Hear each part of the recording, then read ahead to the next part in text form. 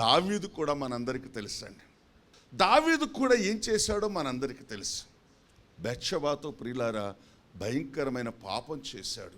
అది ఎటువంటి పాపం తెలుసా? అతడు ఆమెను భార్యగా చేసుకోవటానికి ప్రియులారా ముందుగా ఆమె భర్త అయినటువంటి ఊరియాని చంపించాడు. ఎవరితో చంపించాడు? యుద్ధంలో అమ్మోనీయులతో చంపించాడు. ప్రియులారా యుద్ధం బాగా మోపుగా ఎక్కడ జరుగుతుందో అక్కడికి తన యొక్క సైన్యాధిపతి చేత ఈ ఊరియాని అక్కడికి పంపించి ప్రియులారా అక్కడ చనిపోయేటట్లుగా చేశాడు. కాబట్టి యూరియా చనిపోయాడు. చనిపోయిన తర్వాత శవాన్ని పట్టణానికి తీసుకొచ్చారు. అందరు ఏడ్చారు, కొన్ని ఉపవాస దినాలు పాటించారు.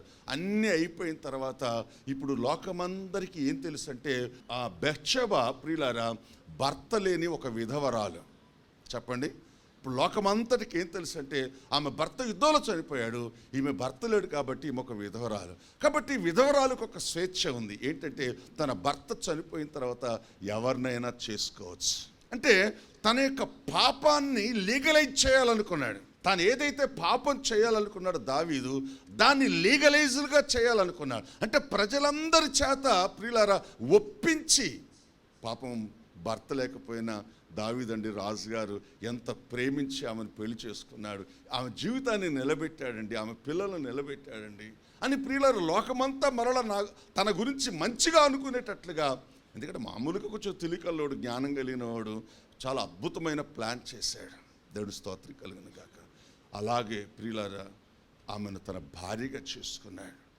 ఇది మనుషులు ఎవరికి తెలియలేదు. ఈ విషయం మనుషులు ఎవరు గ్రహించలేకపోయారు. పిచ్చిగా ఈరోజు కొంతమంది మనుషులు నమ్మినట్టుగా ఆ కాలంలో దావీదును కూడా నమ్మేశారండి.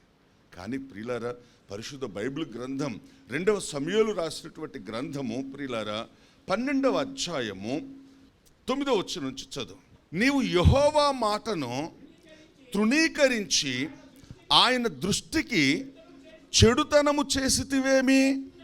చూడండి, ఇక్కడ మనం వాక్యాన్ని అర్థం చేసుకోవాలి. కొందరు ఏమనుకుంటారంటే పాపం చేసేవాళ్ళు మీకు చాలా తెలివికోళ్ళం, ఇటు భార్యని బోల్తా కొట్టిస్తారు, తల్లిదండ్రులు బోల్తా కొట్టిస్తారు, పిల్లల్ని బోల్తా కొట్టిస్తారు, వాళ్ళ ముందు ఎంతమంది ఉన్నా అంతమందిని బోల్తా కొట్టిస్తారు. బాబు, పాపులకు ఉన్నంత తెలివి ఇంకెవరికి ఉండదు. ఎందుకంటే వీళ్ళకి ఇంత తెలివి ఉంటుందంటే వాళ్ళని దయ్యం పూర్తిగా ఆవరించింది కాబట్టి. అదేం తెలివి? దయ్యపు తెలివి అది. కాబట్టి వాళ్లకు ఉన్న తెలివి మామూలు వాళ్ళకు ఉండదండి. కాబట్టి అందరూ కూడా దావీదును అలాగే ట్రీట్ చేస్తూ ఉన్నారు. కానీ ఒకరోజు దేవుడు జోక్యం చేసుకున్నాడు నాతాను ప్రవక్త ద్వారా. ప్రియులారా ఇప్పుడు ఆయనతో మాట్లాడుతున్నాడు. బిగినింగ్ చూడండి. నీవు అసలు ముందు ఏం చేశాడటంటే ఆయన ఇచ్చిన ఆజ్ఞను తృణీకరించాడట. ఏమిచ్చాడు ఆజ్ఞ? నరహత్య చేయకూడదు. రెండవది, ఇప్పుడు ఇక్కడ ఈ సందర్భంలో మనం చూసినట్లయితే 2 విషయాలలో దావీదు తప్పిపోయాడు. ఒకటి, నరహత్య చేయొద్దు అనేది చేశాడు. రెండవది, వ్యభిచరించకూడదు అన్న మాటను కూడా అతిక్రమించాడు. ఏమంటే ఆజ్ఞ ఇచ్చినవాడు చూడకుండా ఎలా ఉంటాడండి? ఆయనకు చూసే దమ్ము లేకపోతే, చూడగలిగే శక్తి లేకపోతే అసలు ఆయన ఆజ్ఞ ఎందుకు ఇస్తాడండి? ఆయన మన తల్లిదండ్రులు లాంటి వాడు కాదండి. తల్లిదండ్రులు ఏదో కొన్ని విషయాలు చెప్తారు మనకి, కానీ మనం బయటికి వెళ్ళి ఏం చేస్తామో మనకు తెలియదు. మనం మన కుటుంబాన్ని విడిచి బయటికి పోయిన తర్వాత ఏం చేస్తామో వాళ్ళకు తెలియదు.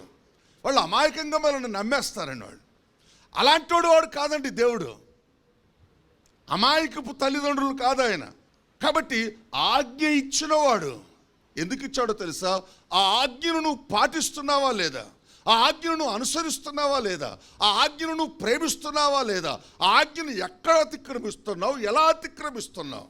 ప్రియులారా కళ్ళకు కట్టినట్లుగా చూడగలిగే సామర్థ్యం ఉన్న దేవుడండి నీకు ఆజ్ఞ ఇచ్చినవాడు.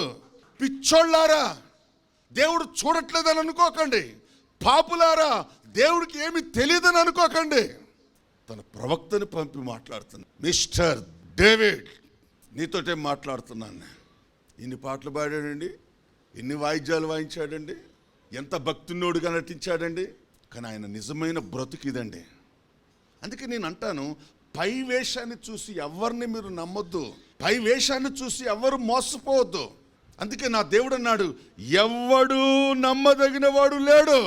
మనం అటండి ఈ భక్తిలో ముందుకు నడవాలంటే మొహమాటము లేని వారమై ఉండాలట. మనం విశ్వాసులైనా సేవకుడైనా కొన్ని పరిస్థితులు మన జీవితంలో ఇట్లాంటివి ఎదురవుతుంటాయి.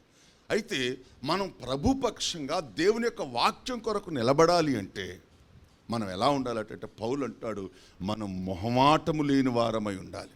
నేను ఇంకో విషయం తెలుసుకున్నాను, ఎవడైనా ఈ భక్తిలో రాణించాలి అంటే వాడు చాలా బలవంతుడై ఉండాలి. అంటే బలవంతుడు కండలు కాదండి, 2 బిర్యానీలు తినేవాళ్ళు కాదు, కిలో చికెన్ తినేవాళ్ళు కాదు, వాళ్ళు కాదండి. అంటే ఆధ్యాత్మికమైనటువంటి బలం.